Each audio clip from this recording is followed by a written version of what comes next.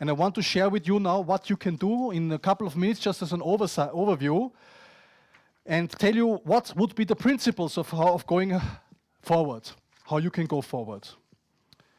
First of all, you need to understand what is causing these problems. Why are these dysfunctions here?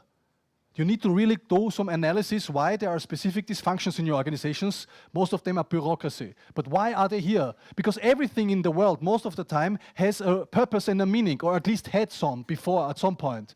So you have to understand this. You have to do some analysis. Second, you have to realize that it's easier to add, to augment something, than to replace something. So don't bother actually replacing the old system or fighting against the old system. It's not possible because the vested interests are too high. You have to create a parallel world, a second system, that eventually becomes so powerful that the old system actually is disproven because the parallel system is performing so well. Okay? This is exactly what companies are doing when they do corporate venturing. I'm writing a book about this right now. They don't. If you bother, most of the time, if you bother to do real innovation, like disruptive innovation, as Christensen would call it, within a large organization, you will fail. So you have to create a new organization with new people, new culture, new resource access, and so on. Most of the time, otherwise you will fail. So it's better to create a parallel organization. The third thing is, you have to commit to revolutionary goals, but you have to get there with evolutionary incremental steps. Because it's not possible to make a big revolution, although people like me would like it, but I'm intelligent enough to realize that it's not possible to do this, because the forces at work are simply too powerful. So it's very important, the next point, you have to have metrics.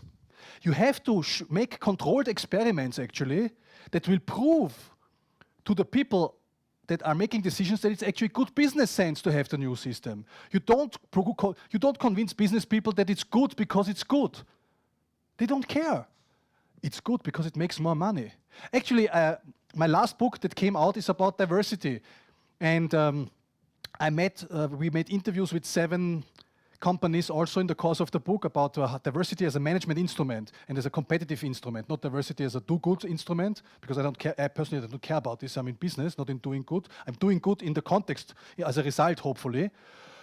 And so we interviewed one of the managers of a bank, actually Erste, and the lady told us, I asked her, how did you start this whole diversity thing? And she said, well, it was interesting. I was in the Czech Republic, Mrs. Budway, you know her probably.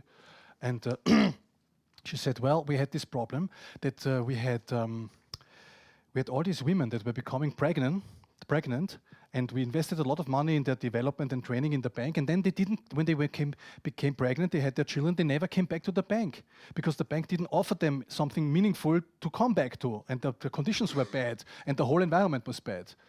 So now they said, so what did you do? They said, well, we actually got together a couple of women and we made a business case out of it, that actually the company is wasting a lot of training and development money and all of this, because they're spending it on these women, then they become pregnant, they never come back. They have to rehire, they have to start. This is all a waste of money. They made a hardcore business case. They went to management and said, look guys, look at the numbers. And they said, wow, we didn't realize this. Let's change something about this. And that's how they started the diversity, and that was the only way to do it. And that's the only way to get the change going. It has to have a business case. If it has no business case, forget about it. Yeah? So you need to measure the business case.